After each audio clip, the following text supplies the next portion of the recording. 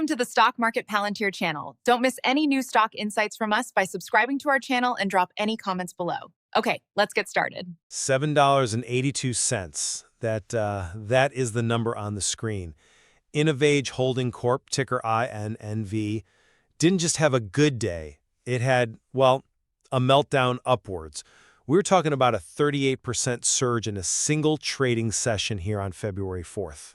38.16, to be exact. The volume? 1.6 million shares. That is 16 times the normal activity.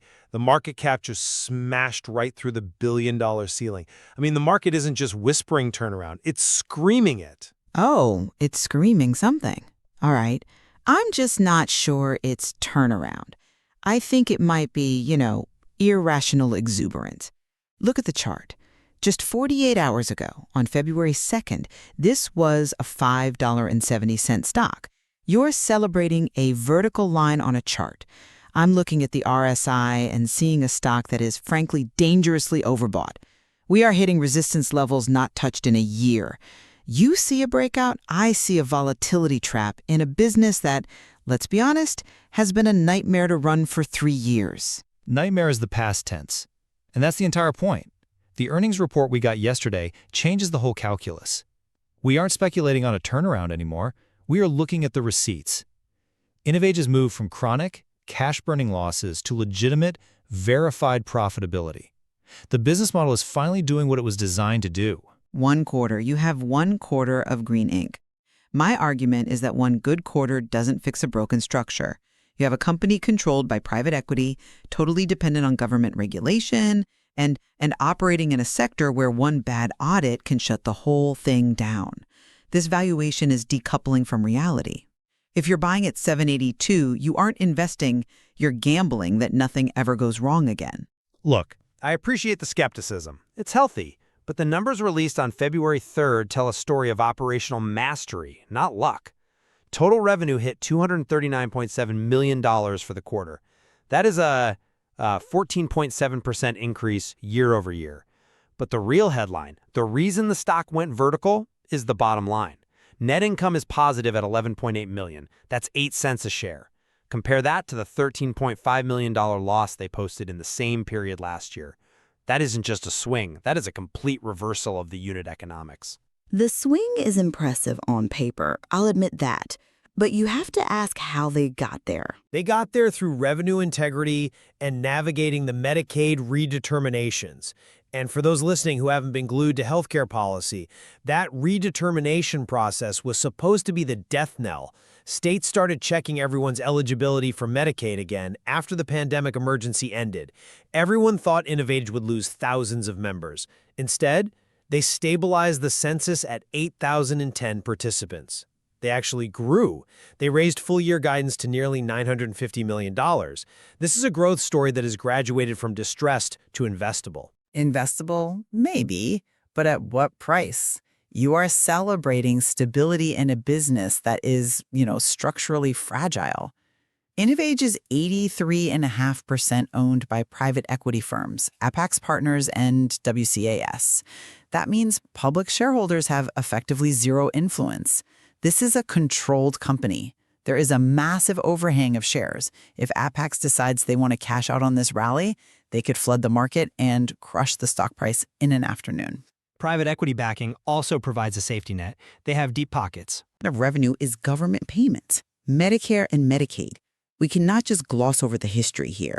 Between 2021 and 2022, CMS and state audits found deficiencies in care delivery that literally halted enrollment. They couldn't sign up a single new patient. You can't just wave that away because they had 1 profitable quarter. The de novo centers in Florida, their big growth engine, are still expected to lose somewhere between, $11.5 and $13.5 million this fiscal year. You are buying a company that burns cash to grow, trading at a valuation that assumes regulatory perfection. You're stuck on the history, but you're missing the engine. To understand why the stock is up 38% and why I think it goes higher, you have to understand the PACE model, the program of all-inclusive care for the elderly. It's not just healthcare. It's an insurance product wrapped in a care delivery system. INNV takes full financial risk. Which is exactly my problem. Full financial risk means if a patient gets expensive, InnovAge eats the entire cost. But that's where the frailty adjuster comes in. This is the secret sauce. InnovAge deals with dual eligibles, folks on Medicare and Medicaid who are nursing home eligible. They are frail. The government knows they are expensive, so they pay InnovAge a capitated rate, a massive monthly check based on how sick the patient is. The sicker the patient, the bigger the check. Right, so they're incentivized to find every single thing wrong with the grandmother just to jack up the revenue score. They're incentivized to document the reality. But here's the arbitrage. InnovAge gets paid the sick rate. But if they can keep that senior healthy, living at home and out of the hospital, they keep the difference. It's a spread business, and the Q2 numbers prove they've mastered the spread. External provider costs, that's the money they pay to hospitals, only went up 3.8%, yet their member months went up 8%. Do the math. They are keeping patients out of the ER. That is pure margin.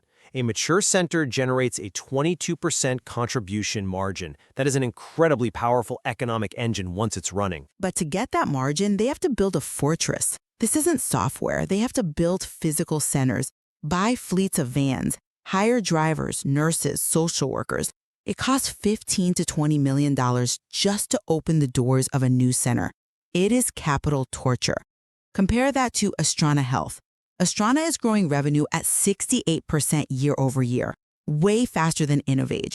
And they trade at 0.4 times sales. InnovAge is trading at double that valuation. Why? Because Astrana is capital light. They don't own the vans.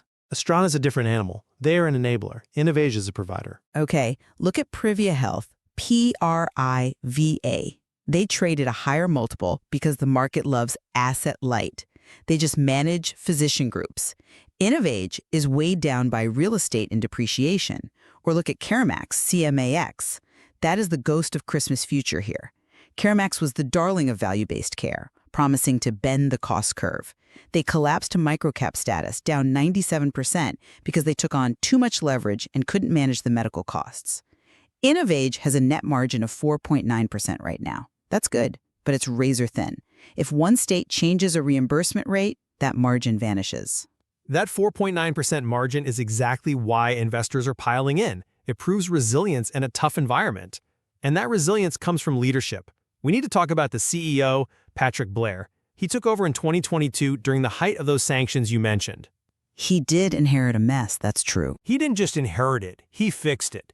He has a blue-chip pedigree, formerly group president at Bayetta Home Health and an executive at Anthem. He understands both the provider side and the insurance side. Under his watch, they remediated the CMS sanctions, they rolled out the Epic EHR systems to standardize data across the country, and importantly, he settled that $27 million securities class action. The legal overhang is gone. The institutional money sees this. Look at the filings. Commonwealth Asset Management just reported a new 6.2% stake on January 12th. T. Rowe Price increased their position. The smart money is buying the turnaround because they trust Blair. Some smart money is buying. But you know who isn't buying? The people who have the keys to the building. Here we go. Insiders selling. Executives sell stock. It happens. No, don't just brush this off. Context matters. We have a verified turnaround, according to you. The stock is supposedly a rocket ship. Yet the chief operating officer, Michael Scarborough, sold 33,000 shares in November. He dumped 20% of his entire stake. If he knew the Q2 numbers were going to be this good, why sell? He's been there for years. He's diversifying. Patrick Blair, the CEO, only sold a small clip for tax coverage. Blair sold. Scarborough sold. But the louder signal is a silence. In the last 6 months leading up to this monumental earnings beat, there was not a single open market purchase by an insider. Not one. If this is a multi-bagger in the making, why aren't they reaching into their own pockets to buy shares at $5 or $6? They are letting T. Rowe Price take the risk while they cash out or sit on their hands. That is a divergence I can't ignore.